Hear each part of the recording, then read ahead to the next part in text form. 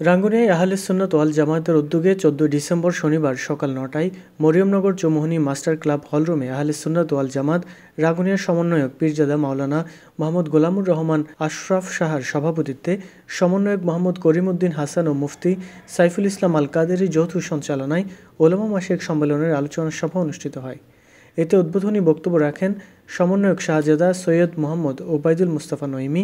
প্রধান অতিথি হিসেবে বক্তব্য রাখেন আহলে সুন্নাত ওয়াল জামায়াতের বরেণ্য ব্যক্তিত্ব শাইখুল হাদিস আল্লামা কাজী মোহাম্মদ মঈনুদ্দিন আশরাফী।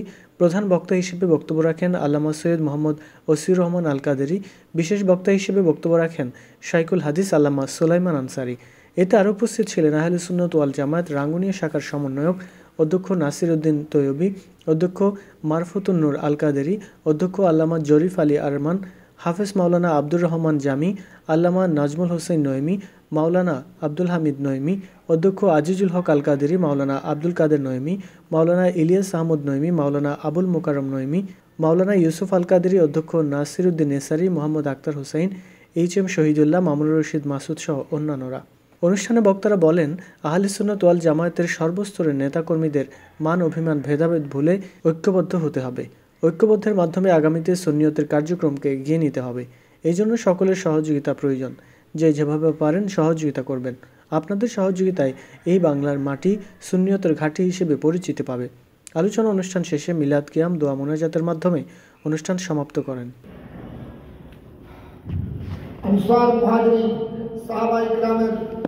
সম্মতিক্রমে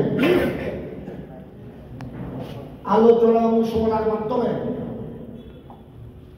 আমার প্রিয় নবীর খলিফা হিসেবে দায়িত্ব গ্রহণ করলেন। তিনি খলিফাতুল মুসলিমিন আমার প্রিয় নবীর প্রতিনিধি হিসেবে খেলাফতের গুরু দায়িত্ব যখন শুরু করলেন, তখন বিভিন্ন জায়গায় ফিতনা দেখা দিল, বড় বড় ফিতনা। আমরা আমাদের বর্তমান প্রেক্ষাপটে আমরা অনেকেই শঙ্কিত। এখানে শঙ্কিত হওয়ার কোনো কারণ নাই। আমাদের সামনে কোরআন সুন্নাহ রয়েছে, ইতিহাস আমাদেরকে দিক নির্দেশনা দেয়। আর রব্বুল আলামিন নিজেই কোরআন পাকের মধ্যে ঘোষণা দিয়েছেন, ওয়ালা তাহিনু ওয়ালা তাহজানু ওয়া আনতুমুল আ'লাউন ইন কুনতুম মুমিনিন। ঈমান হলো মূল জিনিস। হে আমার বান্দারা, তোমরা যদি ঈমানদার হয়ে থাকো, কত সময় কত প্রেক্ষাপট হবে এটা দুনিয়া। আমরা আপনারা ছাত্রদেরকে পড়াই, আল আলামু মুতাগায়্যিরুন ওয়া কুল্লু মুতাগায়্যিরিন হাদিসুন ওয়াল আলামু হাদিসুন। এটা মন থেকে 10টা কমিটিতে 30 জন করে হলেও 3, 4, 1200 জন মানুষ। আমরা যদি প্রতিজন 2 জন করে প্রতি বছর সদস্য বানাইতে পারি, আকীদার সদস্য, তাহলে 5 বছরে কয়জন হবে আপনারা হিসাব করে দেখবেন। আমাদের তৃণমূল পর্যায় থেকে আজ পর্যন্ত আমাদের যে সাংগঠনিক কমিটিগুলো আছে, ফুটন্ত ফুল, এইটাকে সচল করতে হবে। প্রত্যেক ওয়ার্ডে ন্যূনতম একটি পাঠাগার প্রতিষ্ঠা করতে হবে।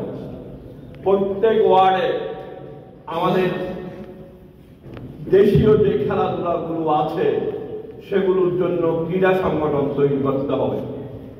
প্রতিটি ইউনিয়নে একটা আর্থিক ফাউন্ডেশন তৈরি করতে হবে। উপজেলা পর্যায়ে আমাদেরকে যারা লেখক গবেষকগণ আছেন তাদেরকে সাহিত্য পরিষদ গঠন করতে হবে।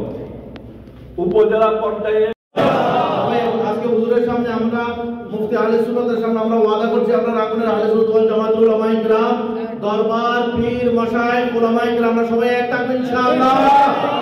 এবং আমরা তাদেরকে জানিয়ে দেব, বাতলা দো, আমরা বলি না বাতলা দো গুস্তাখে নবী কো गायरत सुन्नी जिंदा है, उन पे मर मिटने का जज्बा कायदा और आज भी है। আমরা জানিয়ে দেব যে আমরা সুন্নিরা এখানে জেগে আছি, রাঙ্গুনিয়ার ওলামায়ে কিরাম এক হয়ে ইনশাআল্লাহ রাঙ্গুনিয়ার পুরা প্রবল সুন্নি জনতা এক হবে এবং আমরা সবাই আগামী ফেব্রুয়ারিতে দেখাই দিব রাঙ্গুনিয়ার সুন্নিরা জিন্দাবাদ মোলা। আমরা সবাই ঐক্যবদ্ধ আছি ইনশাআল্লাহ। রাঙ্গুনিয়াতে আগামী 2025 সালে ফেব্রুয়ারিতে মহান সুন্নি সমাবেশ ইনশাআল্লাহ আমরা করব। এটা করার জন্য সুন্নি আলেমদের সবচেয়ে বড় ভূমিকা রাখতে হবে। আপনাদেরকে ভূমিকা রাখার জন্য আবেদন জানাচ্ছি, নিবেদন জানাচ্ছি। আগামী 2025 সালে জানুয়ারি মাস আহলে সুন্নাত ওয়াল জামাতের সাংগঠনিক মাস হিসাবে ঘোষণা করেছি এবং আবার ঘোষণা করলাম রাঙ্গুনিয়ার মধ্যে আহলে সুন্নাত ওয়াল জামাতের